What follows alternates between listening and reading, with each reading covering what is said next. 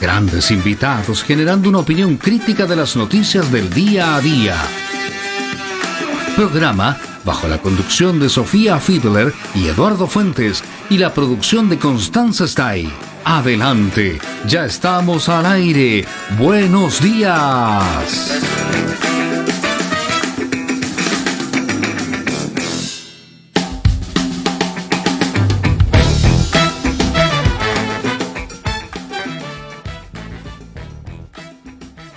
¿Qué tal? ¿Cómo están? Buenos días, 9 de la mañana, 3 minutos, totalmente en directo a través de la 107.7, tu frecuencia del mar, Viña FM. Escúchanos también en www.vinafm.cl, un día miércoles ahí lleno de energía, con muchas cosas pasando en nuestro país, con muchas noticias de todos los ámbitos, ¿sabes? Quizás después de lo que pasó el día domingo con el tema del plebiscito, que ya esto empieza a correr esta bolita y empieza definitivamente a debatirse, a conversar de qué manera se va a constituir esta convención constitucional, quiénes son los postulantes, ¿cierto? Que, oye, de verdad que hay para todos los gustos, hay constituyentes para todos los gustos, bueno, en todo orden de cosas hay para todos los gustos, digamos, yo siempre he dicho eso, pero definitivamente hay personajes impensados para este tema de la Constitución, que, bueno, cada uno tiene derecho a soñar, a pensar y a creer que evidentemente puede contribuir.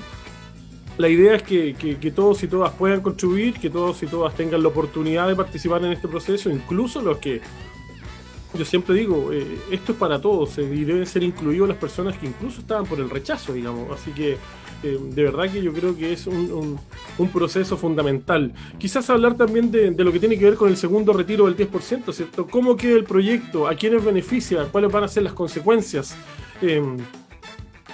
¿Es bueno, no es bueno? ¿Realmente se necesita? ¿La gente realmente lo necesita producto de que, claro, el gobierno se ha demorado un poquito, ha llegado tarde, no a todo el mundo le ha llegado la ayuda?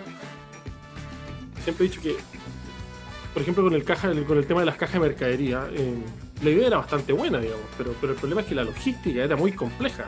Entonces, llegar a tanta gente de manera así como instantánea, inmediata, con las cajas de mercadería, de verdad que era muy complejo. Y con el tema de las lucas, claro, uno de repente lo ve desde la otra vereda, de una entre comillas, una zona de confort, cuando dice, ¿por qué el gobierno no le pasa 500 lucas mensuales a cada chileno y se acaba el tema y se endeuda un poco, digamos?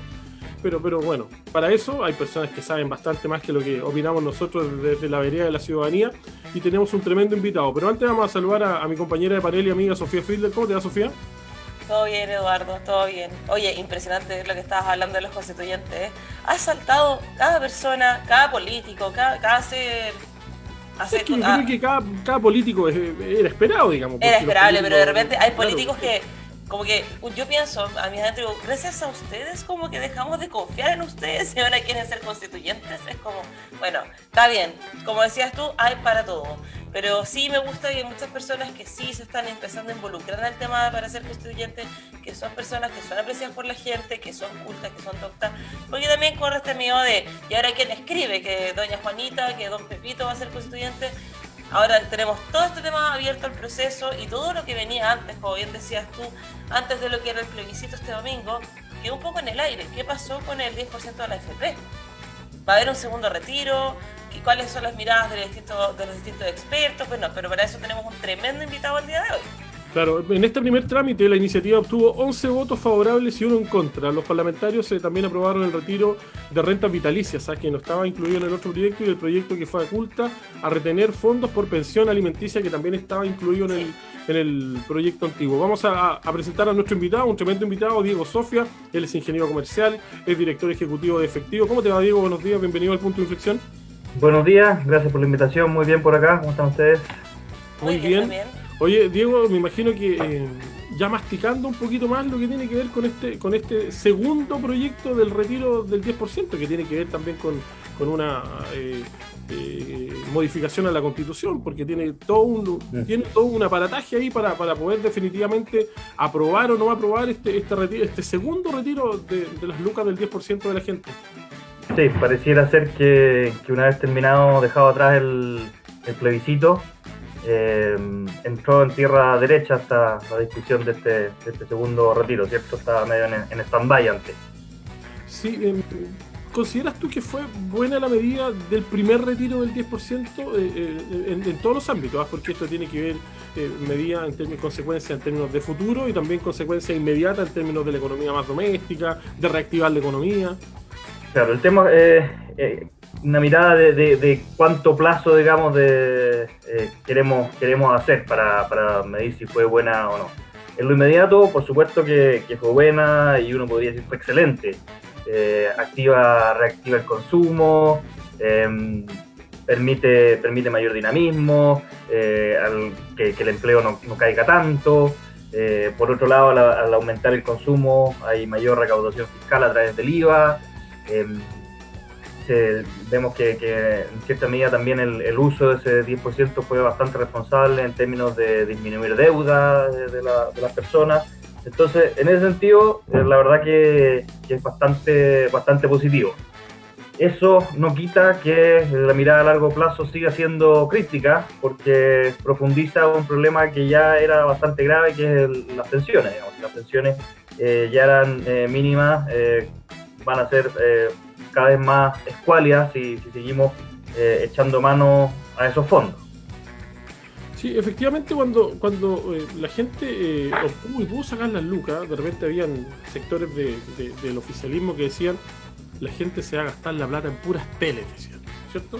Y bueno, efectivamente, a mí me tocó en lo personal, yo eso no lo puedo mentir, porque independiente que la gente pueda hacer lo que quiera con su plata, ¿cierto? Es la plata de cada uno. Claro.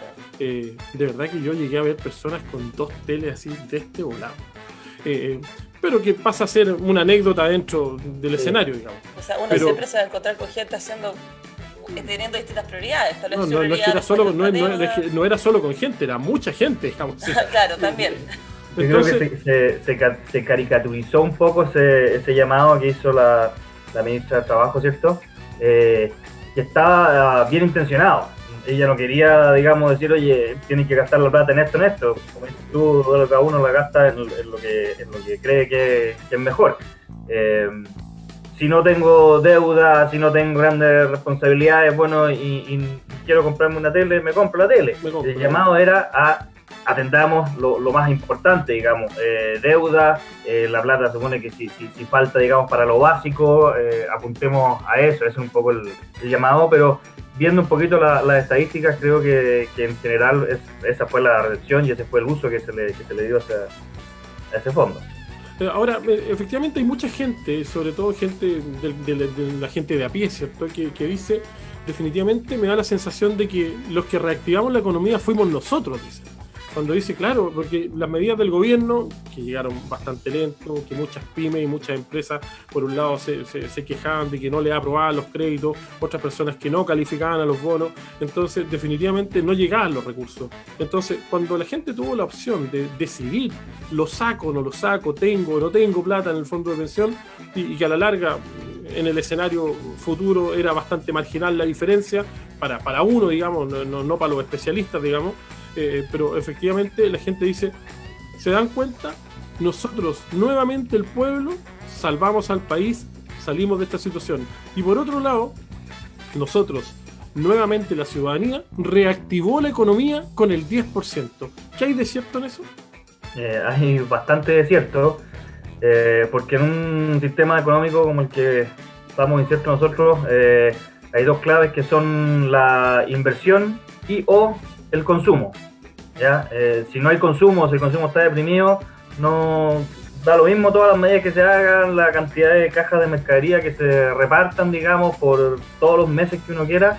Si el consumo está deprimido, no hay cómo levantar el sistema económico. Entonces, está bien el subsidio a lo que se llama el subsidio a la demanda, ¿ya?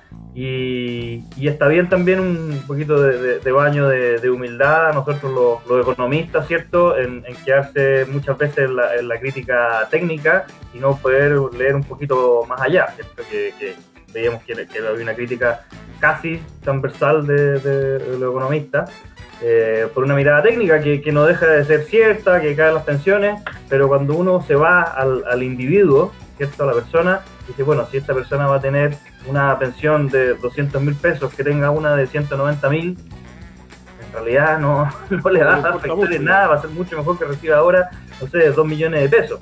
En ese sentido es demasiado elocuente, ¿cierto?, la situación. Ahora, evidentemente que dentro de lo que es el escenario futuro, hoy día tenemos un país que se ha caracterizado por tener las cuentas ordenaditas, ¿cierto? En términos macroeconómicos, podríamos decirlo.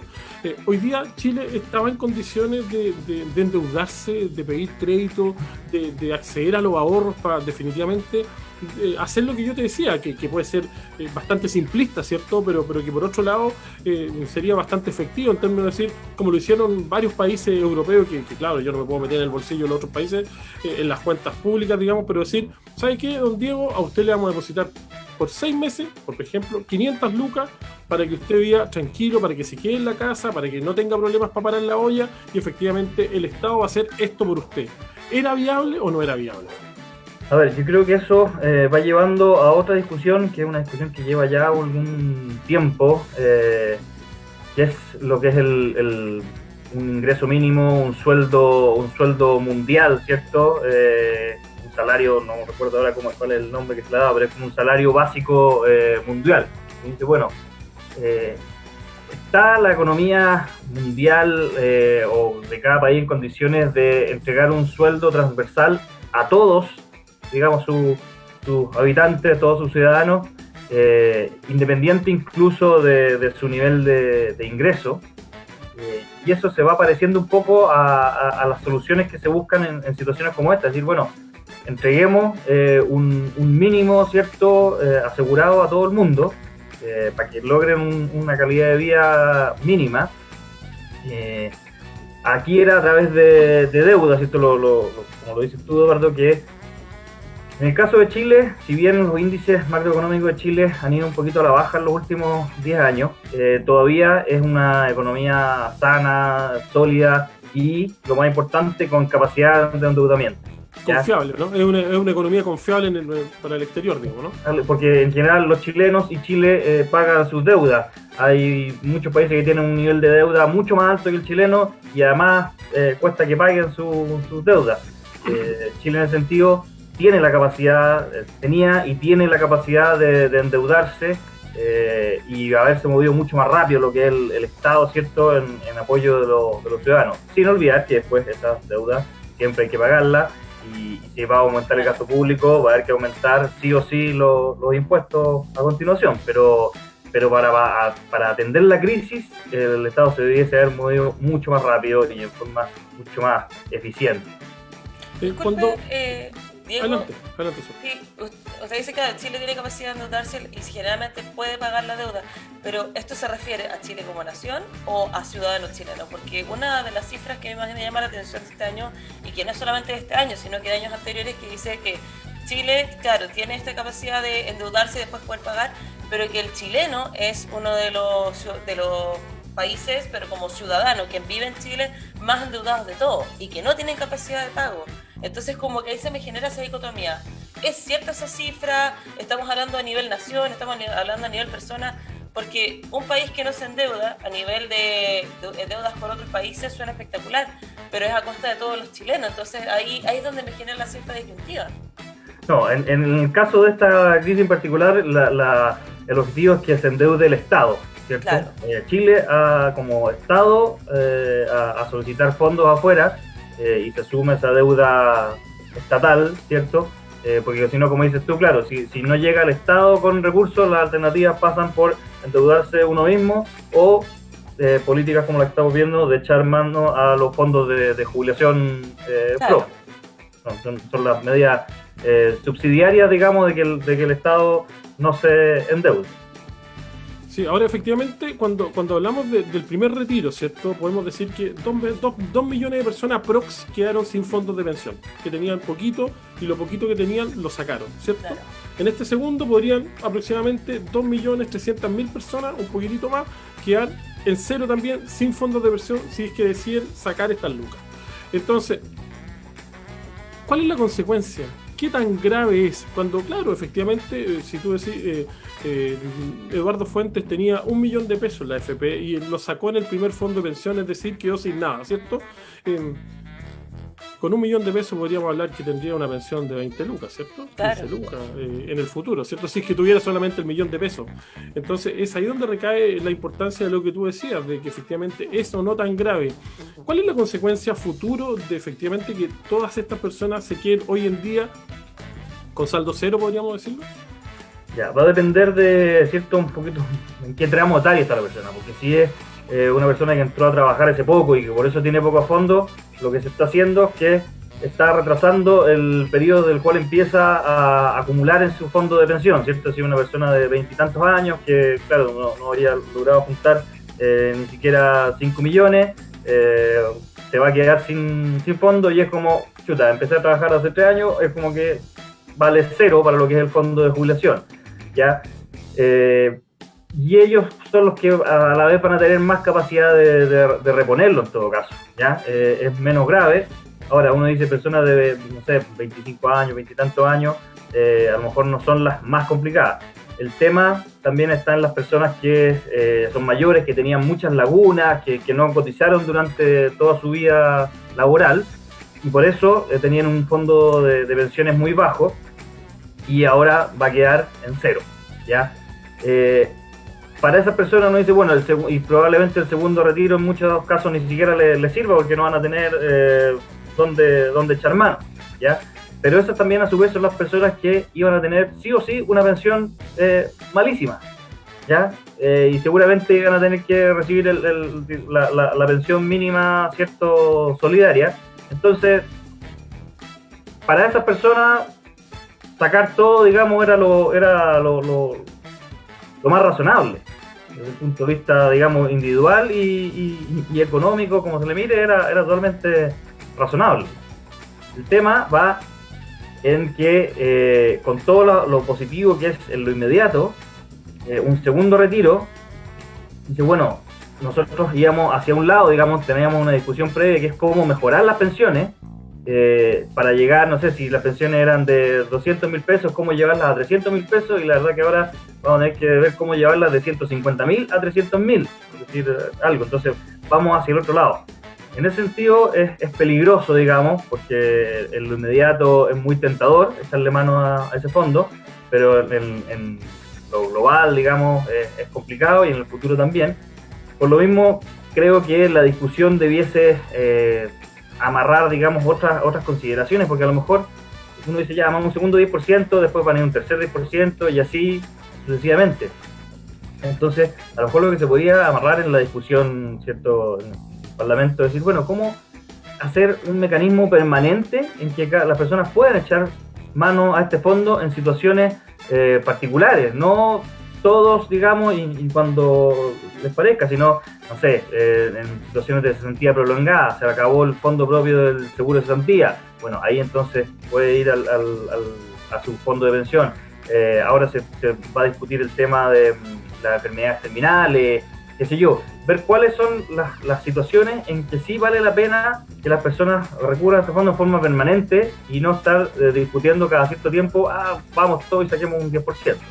Porque cada vez que se necesite se tenga que hacer una modificación constitucional, digamos, que por otro lado también es bastante engorroso y recurrente, digamos. Claro, en ese sentido sería bueno que el gobierno se involucre en la discusión, porque algo que hizo pésimo el gobierno la primera vez, por ir en contra, digamos, lo dejó solo, cuando un poco lo más inteligente hubiera sido, bueno, ver la realidad, ver que esto estaba aprobado y decir, bueno, me involucro para ver cómo mejorar la discusión y mejorar la ley. Mira, yo en lo personal siempre estoy analizando y generando conversación y converso conmigo mismo cómo efectivamente llegar a una mejor vejez, ¿cierto? Y dentro de mis pensamientos yo siempre he generado y he llegado a la misma conclusión, que genero una ecuación bastante simple, que a la larga que desgloso el concepto tercera edad, ¿cierto? Que lo igualo con 3 variables, que son viejo, pobre, más enfermo. Claro. ¿Cómo solucionamos el viejo más pobre más enfermo para que definitivamente esa ecuación mejore y que el resultado no sea tan paupérrimo? Porque yo creo que a nadie de nosotros nos va a gustar llegar a los 75, a los 70, a los 80, a los 85 y teniendo que, para poder parar la olla, seguir trabajando, ¿cierto? Seguir trabajando, entendiendo que también... No me cae. Sí, dale, Sofi, dale. Que me encanta la línea que tú estás tomando porque, claro, yo también cuando pienso en esa misma ecuación, no puedo salirme de ese algoritmo que es viejo más pobre más enfermo. Y también tenemos otro aspecto que siempre dice que nosotros cada vez estamos envejeciendo más tarde, pero eso no significa que yo esté a gusto a los 78, 79 años trabajando por miedo a quedarme sin ninguna pensión, siguiendo enfermándome y después saco otra línea. Chile es uno de los países con tasa de cáncer más grande de todas. ¿Qué pasa con la persona que no es tan vieja, pero que tiene un cáncer terminal y que no puede sacar sus pensiones? ¿O qué pasa cuando una persona, en vez de tener cáncer, porque el cáncer sabemos que muchas veces o cualquier enfermedad con el apellido terminal, que tú sabes que en algún momento va a llegar a un fin, pero eso después lo comparamos con una enfermedad que vive con una cronicidad de dolor o con una enfermedad crónica que es irrecuperable e inhabilitable para el trabajo y no va a poder seguir trabajando, ¿por qué no puede adquirir su pensión? De ahí empiezan todos estos sistemas donde uno dice, ok, esto es en el mejor de los casos, y que la enfermedad funcionara sería en el mejor de los casos. Pero ¿y qué pasa con toda esta otra línea? ¿Por qué no tener una segunda alternativa en vez de una AFP? Claro. Aparte de la AFP. Sobre todo, Diego, perdón, para darte la palabra, cuando asociamos a esta ecuación una variable que es súper importante, que muchos chilenos llegan a esa edad, a los 65, a los 70, a los 75, y tampoco tienen casa propia, ¿cierto? Claro, sin ninguna propiedad. Sí, yo creo que aquí es importante tratar de llevar a lo global, ¿cierto? Lo macro, el cómo funcionamos individualmente. Pensemos en nuestros viejos, ¿cierto? Que tienen cada uno en su familia. Si nos olvidamos de ellos, si los hacemos a un lado porque se les acabó la plata, porque nos complican, van a tener una pésima vejez. En cambio, si nos preocupamos de ellos, si los apoyamos, si los acompañamos, van a tener una mucho mejor vejez. Y estamos hablando en términos de compañía social, pero también en apoyo, si necesitan apoyo económico, dar ese apoyo económico. Entonces, ese mismo comportamiento individual lo tenemos que llevar a lo colectivo, ¿ya? Y en ese sentido es cuando hace sentido no solo vivir del ahorro individual, sino decir, bueno, alguna parte también tenemos que apoyar a las generaciones más viejas, ¿ya? Por un lado está la discusión de salud, ¿cierto? Pero por otro lado también entra el tema de las pensiones, y ahí es cuando uno dice, bueno, podrían conversar a lo mejor dos sistemas, no nos vayamos a solo el ahorro individual, que es lo que teníamos ahora, porque igual hay un pilar solidario, y no nos vayamos solamente a lo colectivo, digamos, y que otros hagan la pega por mí. Tratemos de sacar lo mejor de ambas alternativas y combinarlas. Entonces, trabajemos, generemos nuestro propio ahorro, pero no nos olvidemos de los más viejos y demos ese apoyo, porque cuando lleguemos a viejo también vamos a necesitar ese apoyo. Entonces, ahí está cuando uno hace clic, bueno, llevémoslo cómo nos manejamos individualmente a lo colectivo y transformémoslo en una política pública. Oye, Diego, de verdad que es un tema apasionante y un tema muy importante que seguramente vamos a seguir conversando, así que te vamos a dejar comprometido para que reagendemos otra entrevista, porque de verdad que es un tema muy importante, que tiene esta vinculación del 10%, pero que tiene una vinculación futuro, de verdad que es muy importante. Así que, Diego Sofia, director ejecutivo efectivo, gracias por estar con el punto de inflexión. Encantado, pues, cuando quieran nomás, estamos ahí disponibles. Muchas gracias y que tengan un buen día. Igual tú, que tengas buen día. Oye, vamos a escuchar algo de música, algo bueno, podríamos hacer algo de Madonna, algo así como Jump.